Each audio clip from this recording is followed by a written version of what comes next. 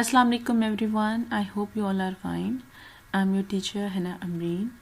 As you know that we have already started unit number 13, a memorable letter, in this week, and today we are starting the exercise of this unit, and the topic is parts of speech.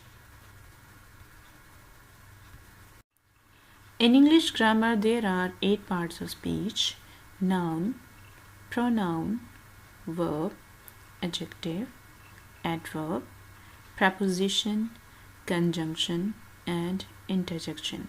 But in this video lesson, we will only learn about noun and its types and verb and its types. Let's start from the nouns definition.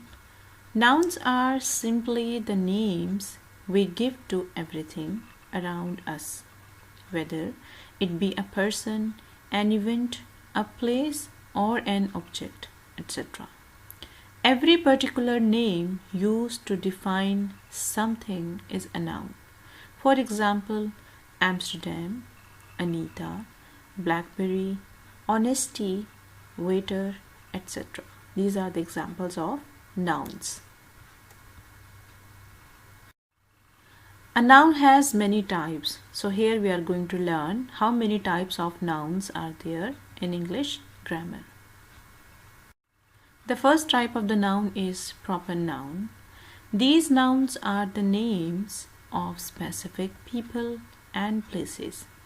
These nouns also refer to the names of the days of weeks and months, and also the various names for religions, organizations, institutions, etc.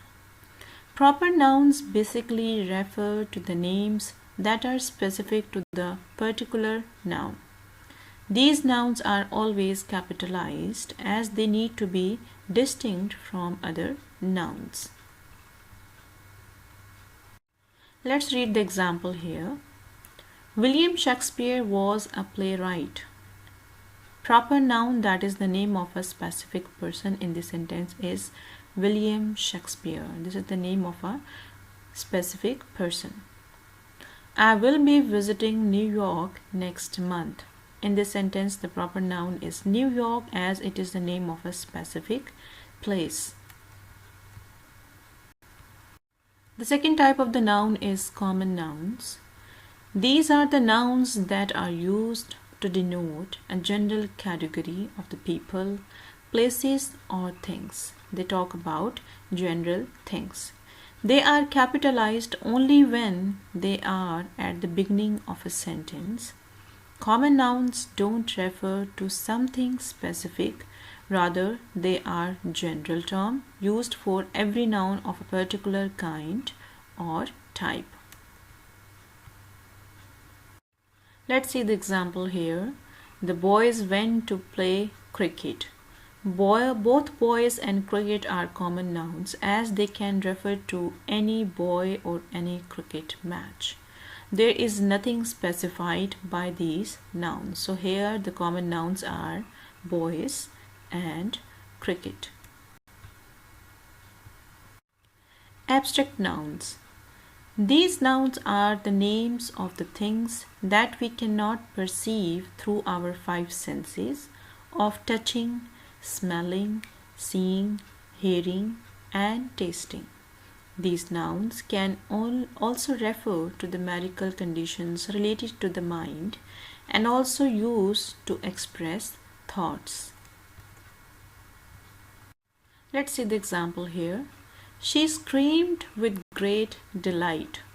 Delight is an abstract noun as it tells about the state of a person's mind and any actual physical thing.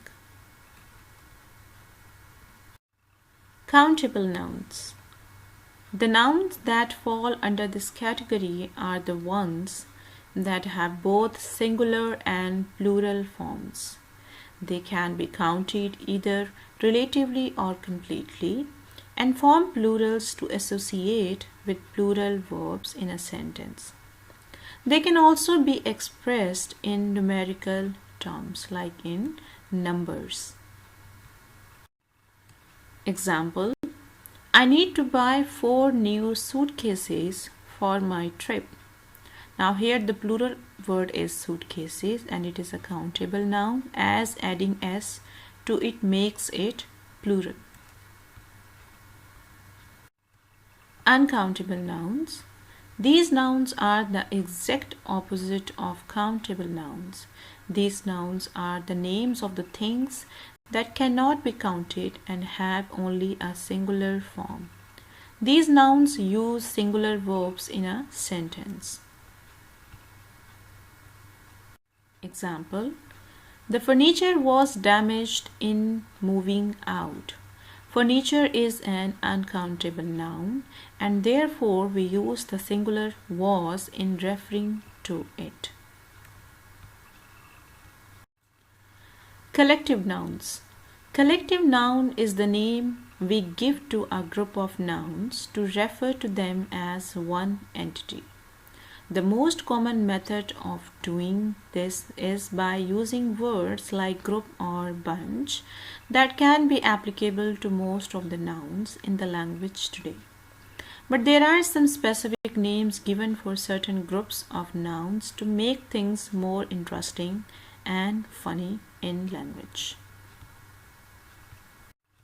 There are so many collective nouns, but these collective nouns are commonly used under the category of people: a class of students, an army of soldiers, a choir of singers, a crew of sailors, a band of musicians, a bunch of crooks, a gang of thieves, a group of dancers, a team of players, a pack of thieves. These all are the name of group of people. Let's revise some basic information about verbs. A verb is a word which shows an action or state of being. There are several types of verbs to be studied here. Verbs have different kinds. They can be action verb, transitive verb, intransitive verb, finite verb, non-finite verb, dynamic verb, stative verb, regular verb, irregular verb, or auxiliary verb. Action verb. It shows us what action a subject, person, animal, object, etc. is performing, has performed, or will perform in the future. For example, Rob played cricket. Played is the action performed by Rob. Alice baked cake for the party. Your dog is barking in the park. I wrote a letter to my cousin. Ducks are swimming in the pond. In these sentences, played, baked, barking, wrote, swimming are the verbs. Transitive verbs. Transitive verbs are the action verbs that have an object to receive that action. It requires an object in order to be grammatical. Let's see some examples here. The cat broke the pot. He moved the chair. She bought some new books. My cousin wrote a letter to me. In these sentences, broke, moved, bought, wrote are transitive verb because they have an object. The meaning of a transitive verb is incomplete without a direct object. Intransitive verb. It is an action verb that does not take a direct object or complement to receive an action. Many verbs have both a transitive and intransitive function depending on how they are used. I am studying at the moment. Now here there is no direct object. His father was driving at that time. Sarah is cooking right now. The child is sneezing repeatedly. Here in these sentences there is no direct object for the verb. Finite verbs. Finite verbs are those verbs that have a definite relation with the subject or the noun. These verbs are usually the main verb of a sentence and can be changed according to the noun. Used only in present and past tense. For example, verbs appear in almost all sentences. This dog barks in the park. Fred said that he enjoyed the show. My sister plays the piano. These are finite verbs. Non-finite verbs. These verbs cannot be the main verb of a sentence as they do not talk about the action that is being performed by the subject. For example, I will continue my work later. We like camping in the woods. Children are learning to swim. The running person caused panic. You need to accept this. A stative verb is one that describes a state of being of a person, animal, or an object.